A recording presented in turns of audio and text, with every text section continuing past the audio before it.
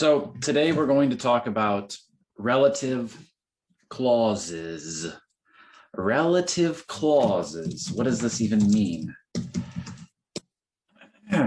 What is this? What is a clause? Well, a clause is really just another word for phrase, right? It's just a group of words. And we use this word clause about special groups of words in grammar. So today we're going to be talking about using the words which, who, where, whose, that, what, and sometimes not using a word instead of using these words. So there's lots of different situations where you might hear this, and sometimes it can be confusing because in English, it's not always required for you to say the word that or which or who, or sometimes we just don't say those words and we understand them. So,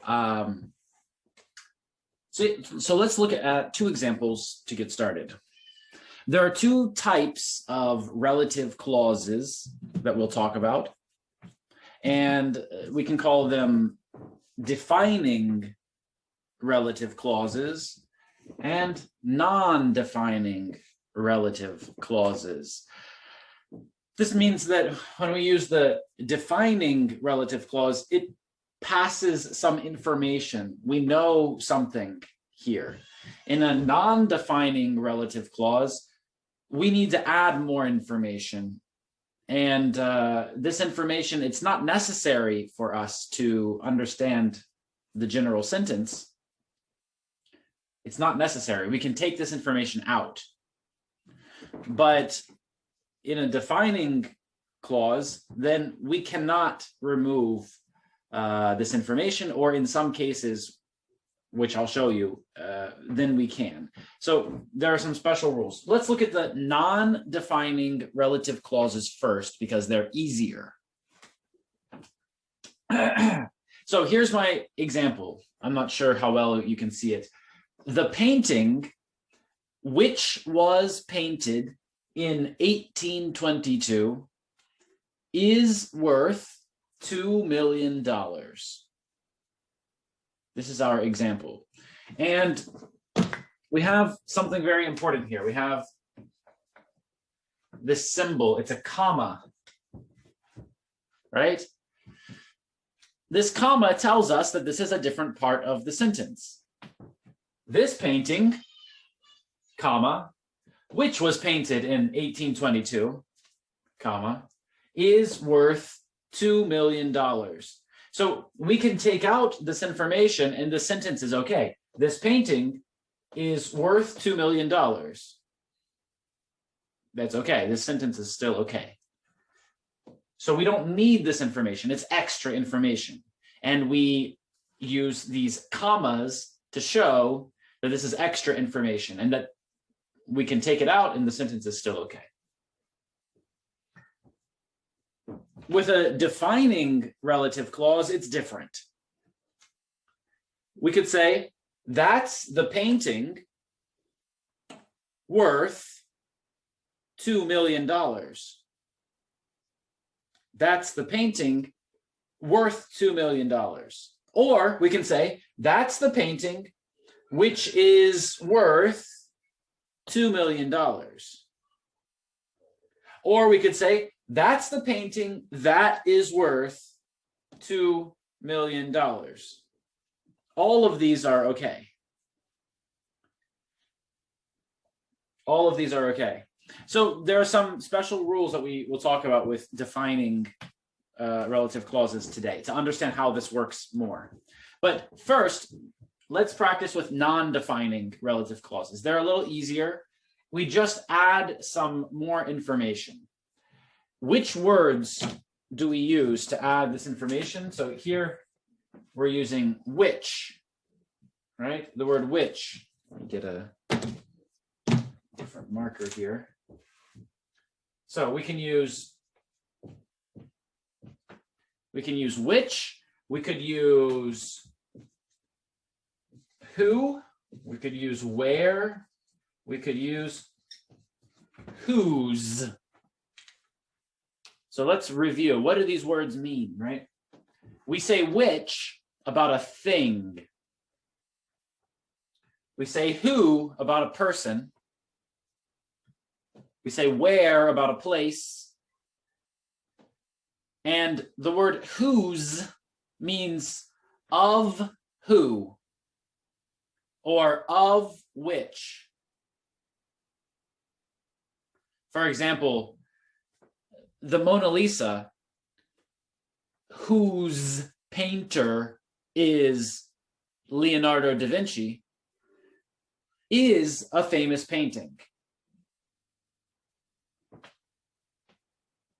Right? So I said the Mona Lisa, whose painter, so of which the painter is Leonardo da Vinci, right? So we add this information.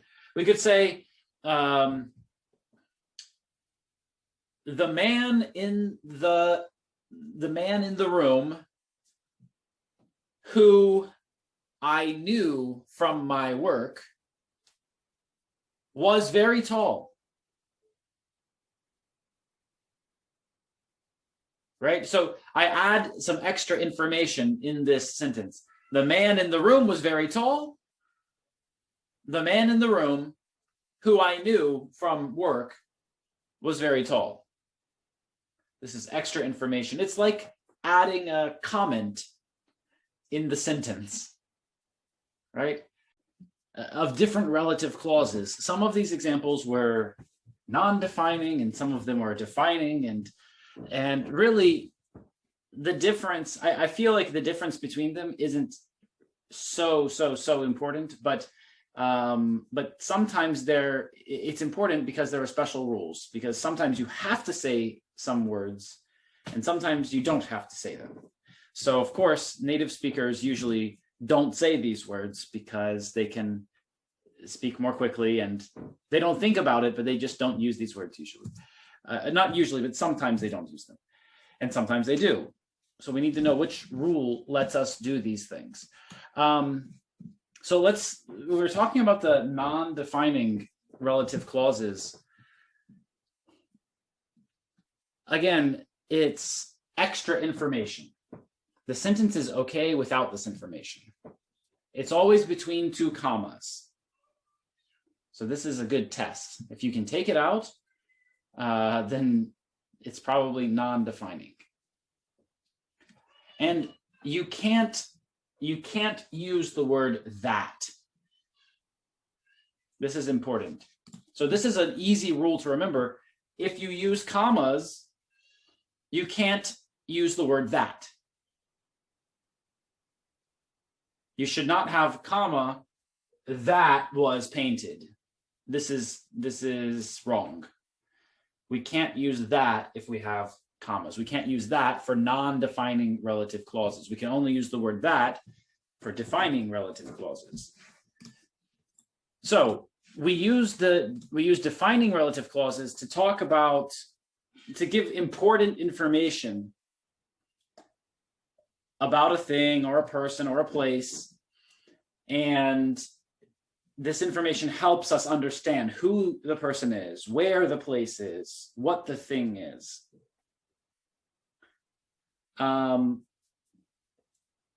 In these cases, when we're using the defining relative clauses, we can use the word that. We can use the word that instead of the word who and the word which. We cannot use that instead of where. We cannot. We cannot use the word that instead of whose. The word that only replaces who and which. Great. There's also a rule that we don't have to say who or which if the subject of the sentence is different for the first verb and for the second verb. So this is the most confusing. This is the most difficult rule. Let me try to say it again in a clearer way. Sometimes we don't have to say who or which or that. Like in this example, that's the picture worth $2 million. We don't have to say that. We don't have to say which. So when is this true? This is true. We don't have to say these words when the subject in the first part of the sentence is different from the subject in the second part of the sentence. So here we have that. That is the subject in the first part of the sentence. And in the second part, painting is the subject, right?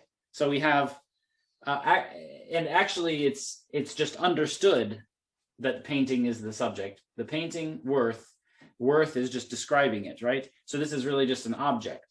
But let's take a different sentence as an example. Maybe a better example of this. We could say,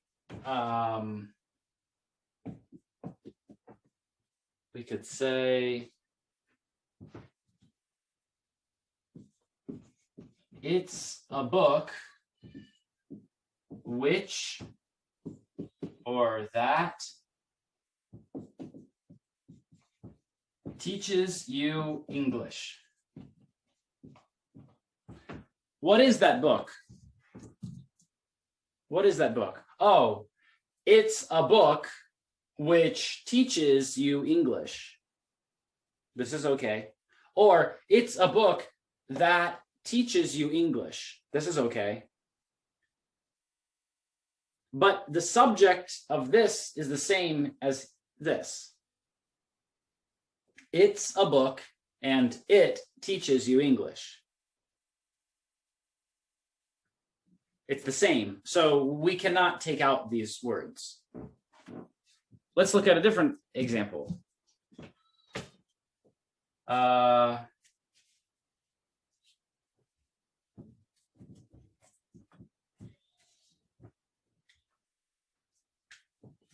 Great. So another example of this might be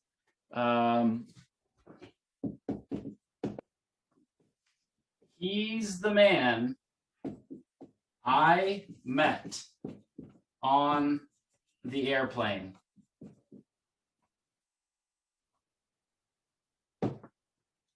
He's the man I met on the airplane.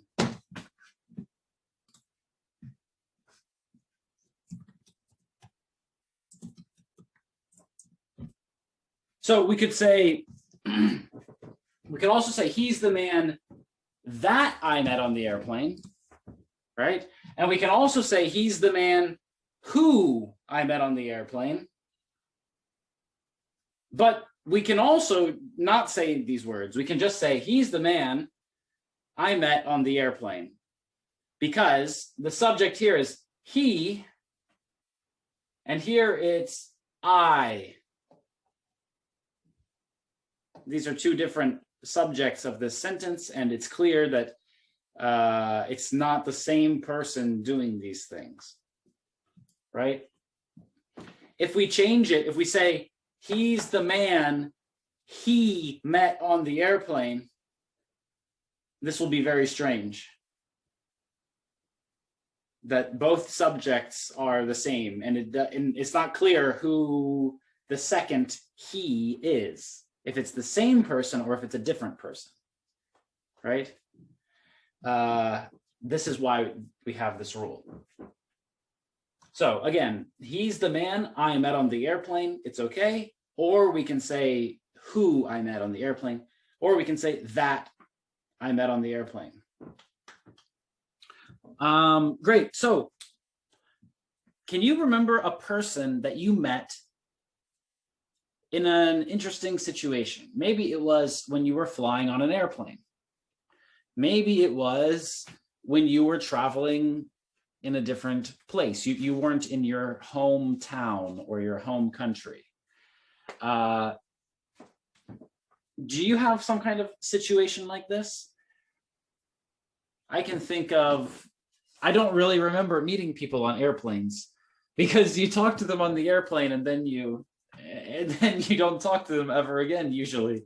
I don't know, even if you try to talk to them, sometimes usually it doesn't work, right? But maybe you have an interesting situation where you met someone, or there's a reason that you know this person, right? You could say, he's the man I watched on YouTube. She's the girl I follow on Instagram. Right? These are all examples when we could say she's the girl who I follow on Instagram, or we could say she's the girl that I follow on Instagram.